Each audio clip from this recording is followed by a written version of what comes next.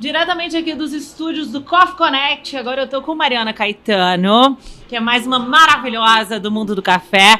Mariana já andou muito, Já. tem muita experiência, ela vai contar um pouco, mas hoje tem uma empresa que chama Salva, que é um nome muito sugestivo, né? E Mariana virou agora uma referência em sustentabilidade, não é? Assuntos que quero muito aprofundar contigo hoje. Então tá ótimo, Paula. Bom, eu fui produtora de café, né, durante 15 anos e eu vivenciei, né, esse trabalho de fazer a gestão de uma fazenda convencional até chegar na transição para uma agricultura de baixo carbono. Então, eu passei por todos os desafios de estimativa de safra, e a safra quebra, porque aí fez calor e todos aquelas variáveis que o produtor acaba passando todos os anos. E depois de um tempo, né, depois desses 15 anos na fazenda, eu falei, gente, a gente tem que premiar produtores que já são sustentáveis, né? Como é que a gente traz benefícios para quem já está fazendo além do que a legislação pede, né? E como é que a gente ajuda a financiar aqueles que vão precisar fazer uma transição? Porque tudo isso que a gente está vivendo hoje, né, esse calor fora do normal, as chuvas, né, com um intervalo muito mais curto de tempo, é uma realidade, né, que vai impactar todos os negócios. E quando a gente fala impactar, a gente está falando de migração da população, né, que em alguns lugares já não vai dar para ter agricultura, outros com enchente já não vai poder morar do lado do rio, né, a gente viu o que aconteceu no Rio Grande do Sul. Então, assim, todas as vidas, né, estão impactadas em todos os setores de negócio. O que as pessoas ainda não estão talvez fazendo uma correlação. E na agricultura, a gente tem essa possibilidade de fazer uma agricultura que retira carbono da atmosfera, incorpora isso, né, no solo. Então, assim, é como se a agricultura de manejo correto no Brasil, que é tropical, é como se ela fosse uma geladeira, ajudasse a esfriar o planeta que está aquecendo. Então, o que a gente faz é muito disso, assim, a gente usa tecnologia para deixar essas mensurações mais baratas, conseguir fazer isso em escala, usando metodologias oficiais, brasileiras, de acordo com o que se produz no Brasil. E também ajudamos empresas a fazer a gestão de risco ambiental da carteira de clientes. Agora, Mari, é muito interessante o que você falou, né? Que a agricultura pode funcionar como uma grande geladeira, vamos dizer assim, amenizando os efeitos do aquecimento global. Mas, além de o agricultor sendo sustentável, além dele ajudar o planeta, a agricultura sustentável pode ser boa para ele também, para o bolso dele. Você que já participou de uma transição numa fazenda que virou referência, né, a Guima, lá no Cerrado Mineiro, referência em sustentabilidade e agricultura regenerativa. Como essas adequações podem ajudar o produtor, não só o planeta, como também o produtor? Como isso pode ser bom para ele? Para começar a conversa, né, tem que ser bom para ele, em primeiro lugar, porque todos nós, né, vivemos dos negócios, então ele precisa ter benefício com isso. E o maior benefício, né, que a gente está falando é a resiliência climática, né, que a gente diz, mas nada mais é do que o solo dele vai ficar mais saudável, ele começa a economizar na adubação nitrogenada, por exemplo. É muito comum, né, produtores que já adotam práticas de agricultura regenerativa, eles já usam pouquíssimo ou quase nada mais de adubação nitrogenada química. Então, você vai ganhando o equilíbrio do negócio, que, na verdade, você está aumentando a vida longa ali da sua atividade. E você pode diminuir a temperatura daquele seu microclima, não é isso? Também. Isso, a gente até tem um trabalho que a gente fez na Salva. Você vê as bolsas, né, os bolsões de calor de propriedades que não tem, né, onde as APPs não tem a vegetação nativa, onde a reserva legal não está no mesmo lugar. É muito impressionante, assim, é só a gente vendo realmente para ter uma ideia de como, né, essa proteção das APPs faz muita diferença. Proteção de mata nativa, isso aí, e deveria ser algo que primordial para o trabalho, porque quem não tiver esses cuidados, na hora de uma seca, ele vai quebrar, a safra dele vai quebrar mais rápido. Na hora de uma enchente, a mesma coisa, os produtos vão ser levados aí porque choveu rápido. Inclusive é o que a gente está vendo acontecendo, inclusive é o que a gente está vendo acontecer nesse exato momento, né? Uma falta de abastecimento de café devido a diversas intempéries que poderiam ter sido amenizadas com uma adequação ambiental. A gente está numa fase, né, de adaptação climática. Então, o que dá para a gente fazer daqui para frente? Nos últimos 30 anos, a gente aumentou em 50% a emissão de gases de efeito estufa.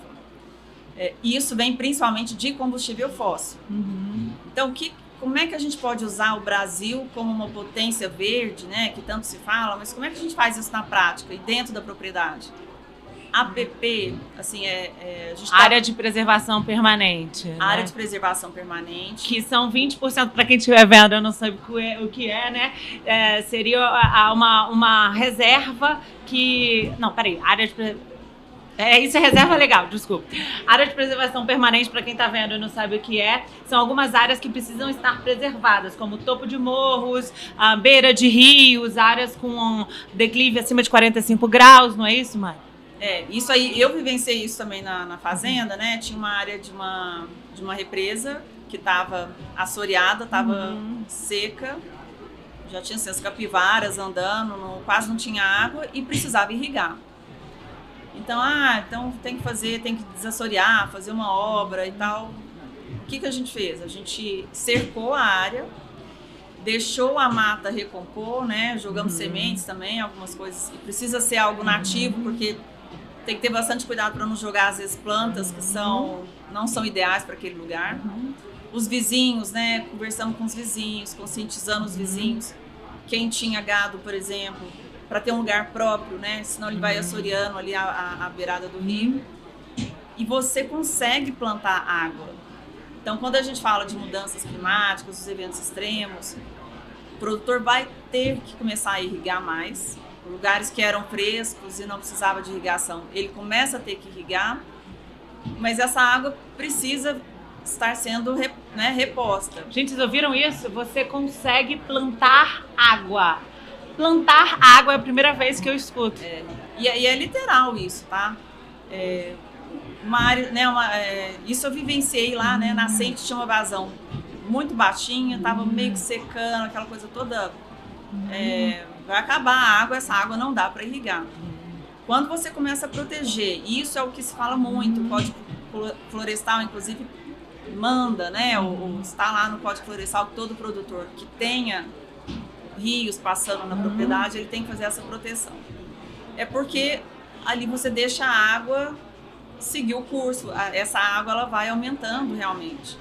E aí você tem água para irrigar, você tem água que depois vai para a cidade.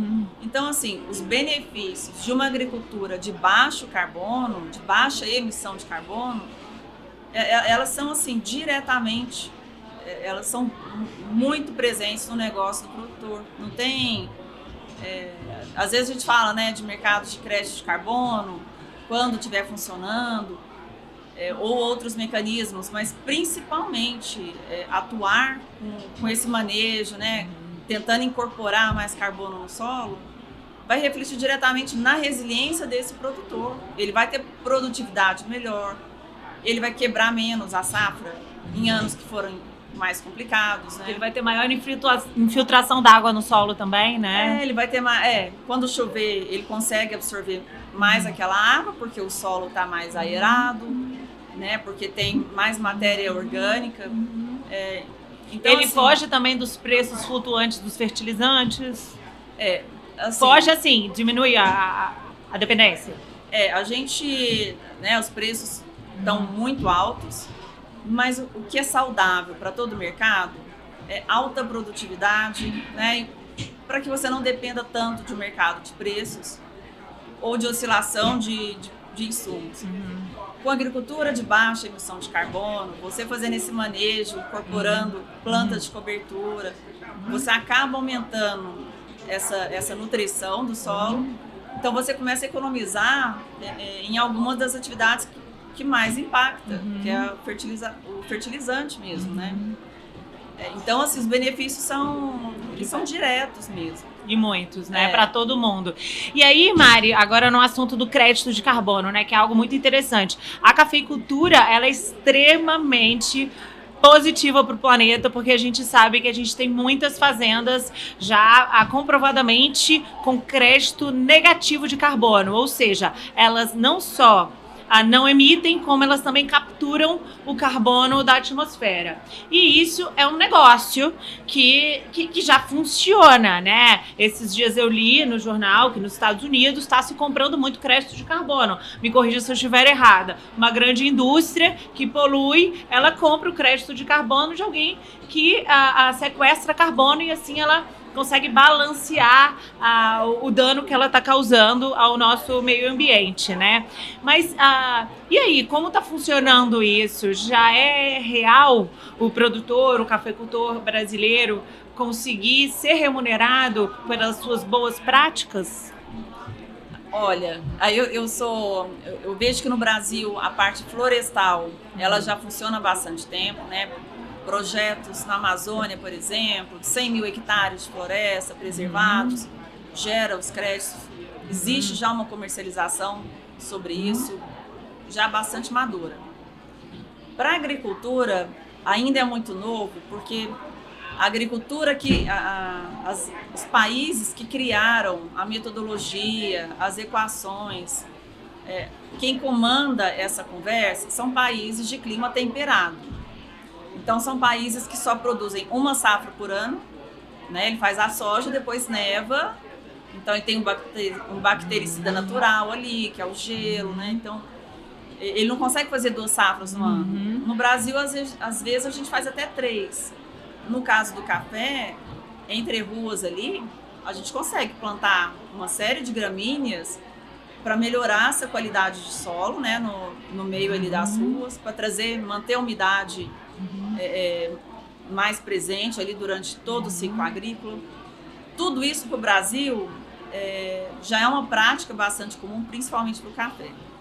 Mas quando você vai falar do mercado de crédito de carbono, ele não considera essas questões que a gente tem aqui no Brasil.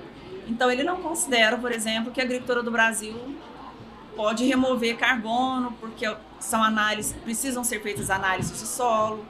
Então, essa discussão é uma discussão de metodologias, ela é, relativamente falando, ela é nova, mas o Brasil acabou de aprovar pela primeira vez o mercado regulado de carbono, isso é coisa de 2 semanas atrás.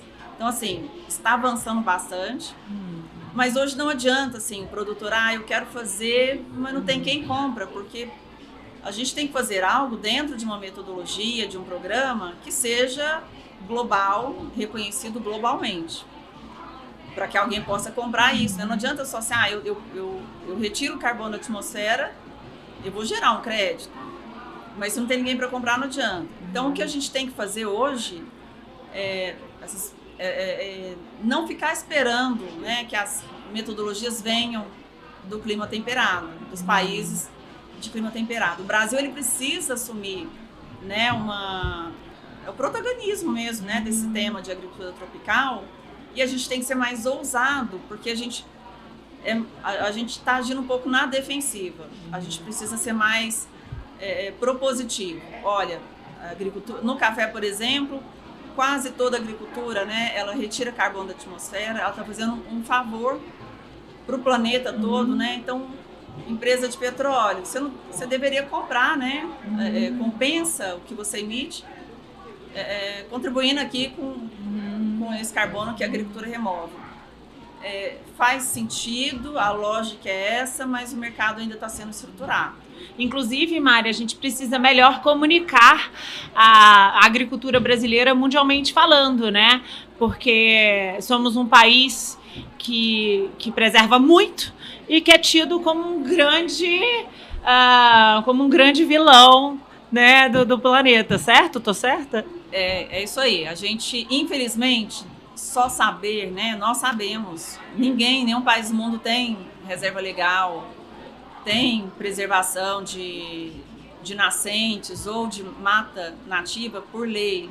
nenhum outro país tem isso, né? Nem o próprio brasileiro sabe disso, né? Brasileiros somos o país que mais preserva no mundo, certo? E quando a gente diz isso, não é só para um discurso do agro, não é isso. É que realmente o brasileiro que hoje ele está ativo, ele acessa crédito, ele vende para uma trade internacional. Esse produtor ele precisa cumprir uma série de regras, né? E ele está sendo muito fiscalizado. Então, assim, não é só uma conversa da boca para fora. Realmente, no Brasil, o produtor compra uma terra, ou ele tem que deixar 20% dessa vegetação nativa intacta, que é a reserva legal, ou que vai até 80% em alguns biomas. Como né? a Amazônia. Isso. É isso daí. Então, assim, mas não adianta a gente saber, né? A gente falar para nós mesmos. A gente precisa mostrar, a gente precisa comprovar. Por isso, assim, que está na hora, eu acredito que o mercado de crédito de carbono ele ainda precisa amadurecer nesse sentido da comercialização e tal. Mas o que eu acho que já está passando da hora é da gente mensurar. Vamos mensurar, porque a gente só pode entrar numa conversa com protecionismo, né, numa conversa comercial mais agressiva nesse sentido, se a gente tiver os nossos números, né? Se a gente tiver, olha, a gente remove isso, a nossa agricultura ela não é emissora, porque até pouquíssimo tempo era muito comum ler ainda que a agricultura é a responsável pela maior parte das emissões. E o que não é verdade, assim, combustível fóssil é o responsável, em primeiro lugar disparado, queimadas, né? As queimadas ilegais, e todo mundo, acho que esse ano também ficou mais claro, pelo menos para quem quis entender que o produtor não põe mais fogo em área, né? É coisa de décadas atrás que ainda se praticava, mas tudo volta ao que a gente está falando. Descobriu-se que hoje o trabalho de uma agricultura de baixa emissão de carbono, se você põe fogo na terra, você está tirando toda aquela matéria orgânica que você tentou estocar ali. Então, assim, o produtor que põe fogo hoje, ele está matando o solo dele. Então, para as pessoas entenderem, assim, que foi uma prática usada há décadas que hoje não se usa mais. Então, aquele que produz isso de maneira ilegal, a gente precisa combater. Mari, maravilhoso nosso papo, poderíamos conversar muito, mas eu acho que a gente termina com esse recado, né? Vamos comunicar melhor a nossa sustentabilidade interna e externamente. Obrigada. É isso aí, obrigada, Paula.